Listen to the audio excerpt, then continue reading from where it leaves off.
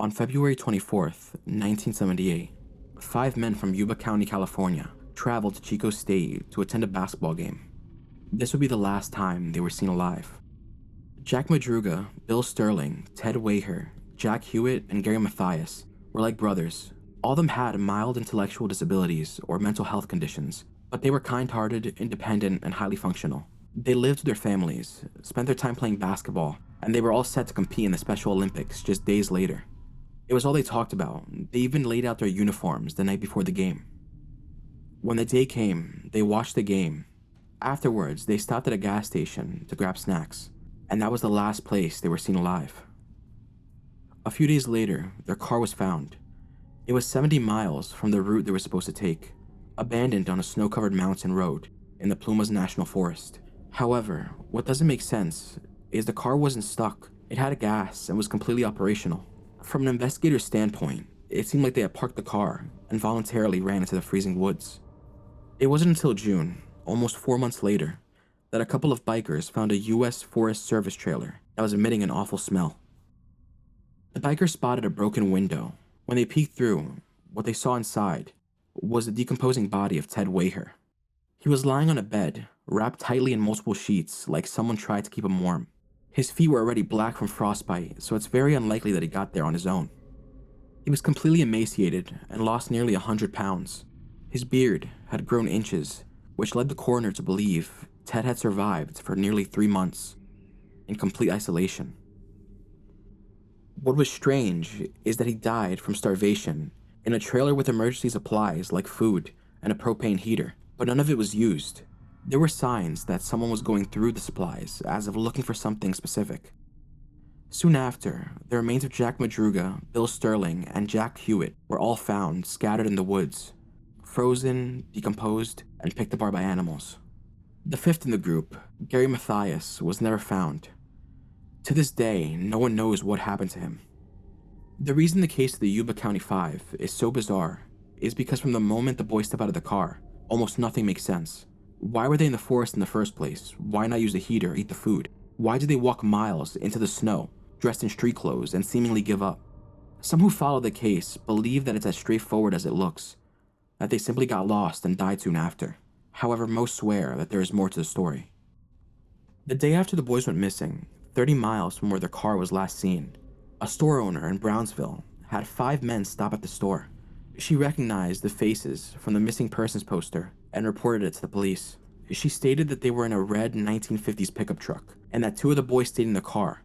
One went inside the store and the other 2 used the payphone.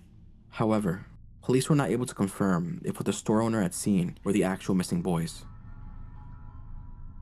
A notable theory that has gained traction on forums is that the boys found themselves in an altercation of some sort, which resulted in them being chased down and ultimately caused them to run into the woods.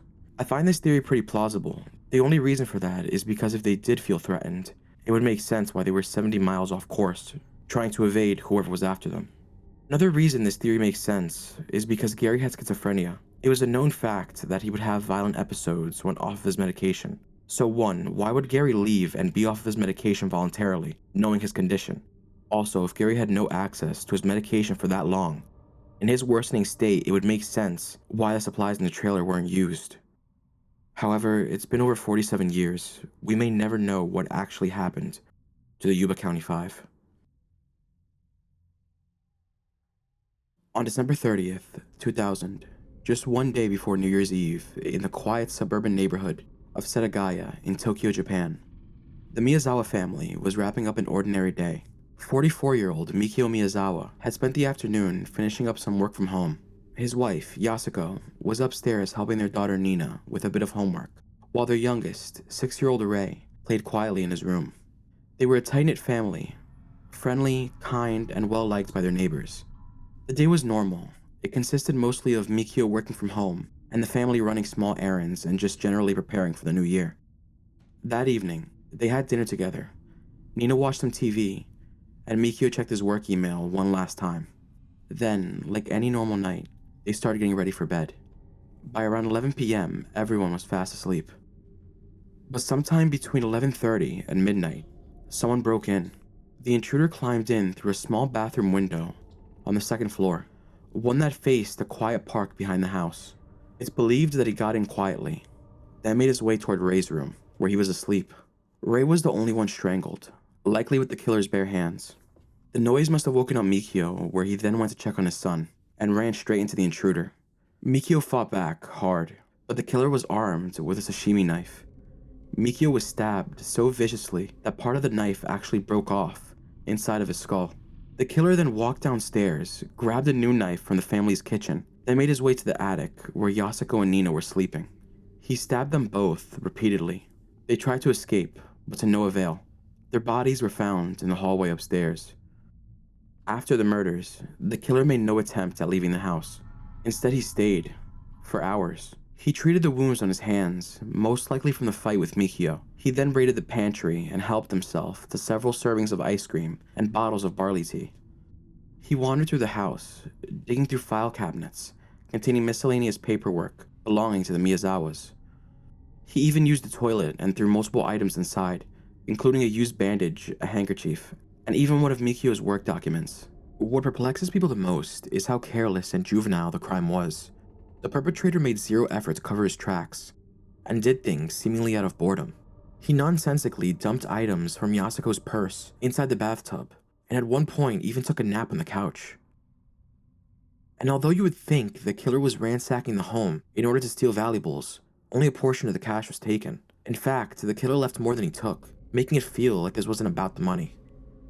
The killer left behind blood, fingerprints, and even his own feces.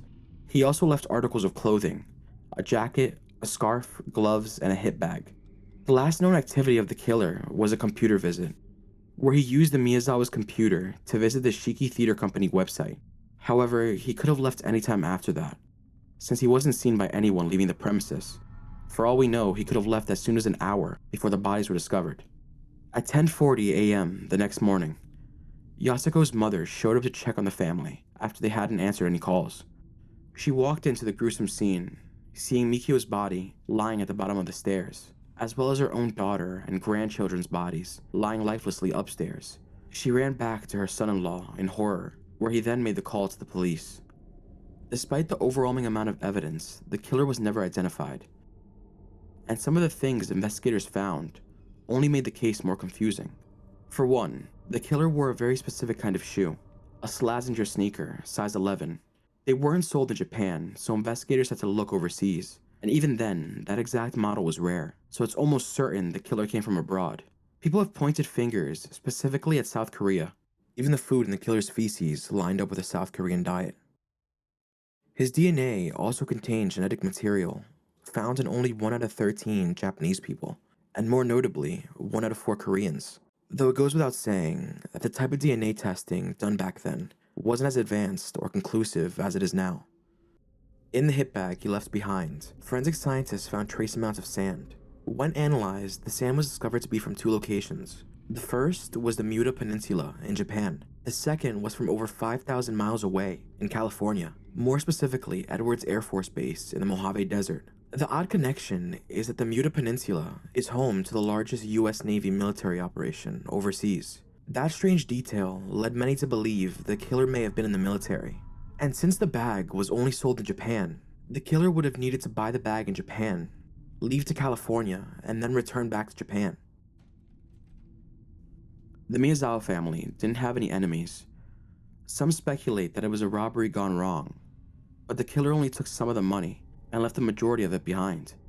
He also didn't take any valuables like jewelry at all, just a seemingly random and sadistic act of violence. On August 20th, 1966, a boy was flying a kite on a quiet hillside in Niterói, Brazil, when he stumbled upon something strange lying in the grass. Disturbed by what he saw, he ran home to tell his mother. When the police arrived, they found 2 dead men lying side by side. Both were dressed in formal suits and raincoats, and both wore hand-cut lead masks that completely covered their eyes. Next to the bodies was an empty water bottle and a packet containing 2 wet towels. In the pockets of their raincoats were receipts, money, and a small notebook. Inside the notebook was a piece of paper with strange instructions. It read, 4:30 p.m. Be at the determined place. 6:30 p.m. Swallow capsules. After effect, protect metals. Wait for mask signal. The men were quickly identified as Manuel Pereira de Cruz and Miguel Jose Viana, both electronics repairmen from Campos de Goitacazes, more than 100 miles away from where their bodies were found. When police began their investigation, they learned the two had told their families that they were going on a business trip and intended on purchasing materials and a used car for their business. They took the bus to Niterói, where they were seen purchasing raincoats and a bottle of water. Strangely enough, they asked for a receipt for the water, highly unusual at the time, since receipts in Brazil were typically only requested for significant purchases. A waitress who served them later on described the men as nervous and restless, constantly checking their watches as if they were on a strict schedule. Shortly afterward, they made their way up the hill, where their bodies would be discovered 3 days later. Some witnesses claim that they saw the men in the back of a jeep with 2 others on their way to the hill, but this was never confirmed. And this is where the case takes an even stranger turn.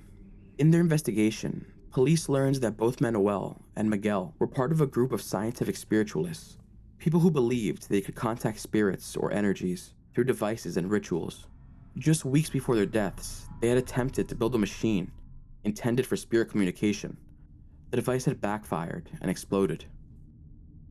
When police searched Miguel's home, they found several textbooks with highlighted passages referring to intense luminosity and lead shielding, as well as the very scissors used to cut the lead masks. Whatever ritual they were attempting, it's obvious that they expected some sort of bright or dangerous light and crafted the lead masks to protect themselves from it. The masks were opaque, not meant to see through, so they clearly weren't for disguise. They were made for that one specific purpose. And then there are the capsules. No one knows what the capsules were that the note told them to ingest, and due to a delay at the local coroner's office, their organs had decomposed too far by the time a proper toxicology test could be done. Theories about their deaths range from hallucinogenic experiments gone wrong to alien contact to the possibility that someone else manipulated or drugged them. But to this day, no one knows exactly what happened on that hill.